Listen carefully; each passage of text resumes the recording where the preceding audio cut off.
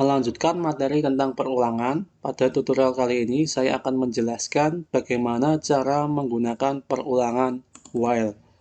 Jadi sebelumnya kita sudah belajar cara menggunakan perulangan for. Sekarang kita belajar bagaimana cara menggunakan perulangan while. Untuk lebih jelasnya, silahkan simak flowchart berikut. Jadi untuk menggunakan perulangan while, pertama kita harus menuliskan keyword while. Kemudian di dalamnya kita berikan kondisinya.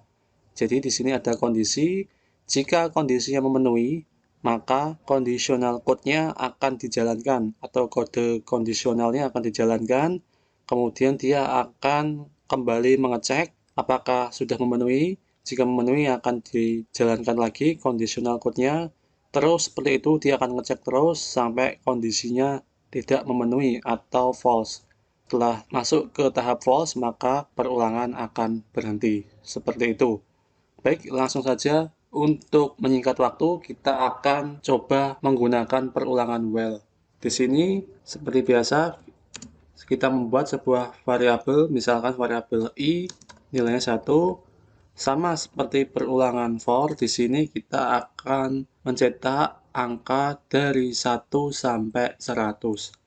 Oke, untuk menggunakan perulangan while kita gunakan keyword while, kemudian di sini kondisi, kita masukkan kondisinya, misalkan i kurang dari sama dengan 100, kemudian di sini dia akan mencetak nilai i, print i, ya seperti ini, kemudian jangan lupa i++, ya seperti ini. Jadi nilai i akan terus dicetak sampai nilai i itu mencapai 100. Jadi nanti nilai i-nya ini akan bertambah terus kemudian akan dicek kondisinya. Jika kondisinya kurang dari 100 akan dicetak terus sampai nilai i ini mencapai nilai 100.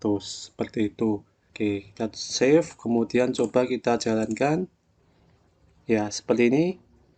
I akan dicetak dari 1 sampai 100. Seperti itu.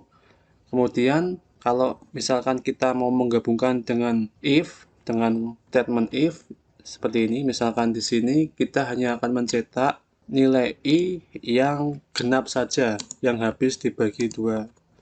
If persen 2 sama dengan 0, kemudian kita kasih seperti ini, kurung kurawal, kemudian kita cetak i-nya.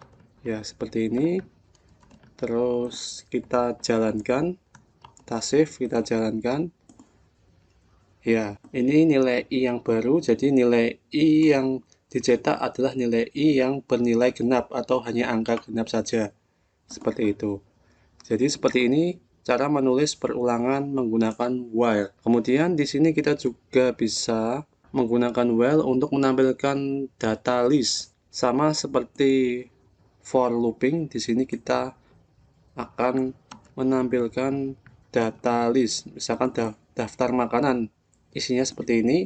Kemudian di sini saya membuat sebuah variabel index sama dengan 0, titik koma, kemudian saya print di sini daftar makanan.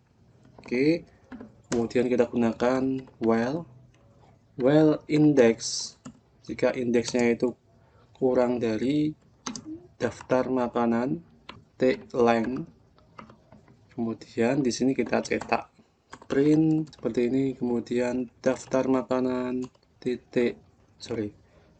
kurang siku index, ya seperti ini, kemudian titik koma dan index plus seperti ini. Oke, kita akan menampilkan daftar makanan yang ada di list daftar makanan. Seperti ini caranya ya. Kemudian kita run. Baik, ini hasilnya ya. Sama seperti menggunakan perulangan for, hanya saja kalau while ini barisnya lebih banyak. Kalau for lebih simple, hanya satu baris saja. Ya, seperti itu. Jadi untuk perulangan while, kita cek kondisinya terlebih dahulu, kemudian kita cetak hasilnya. Baik, sekian untuk tutorial perulangan while kali ini. Sampai jumpa lagi di tutorial berikutnya.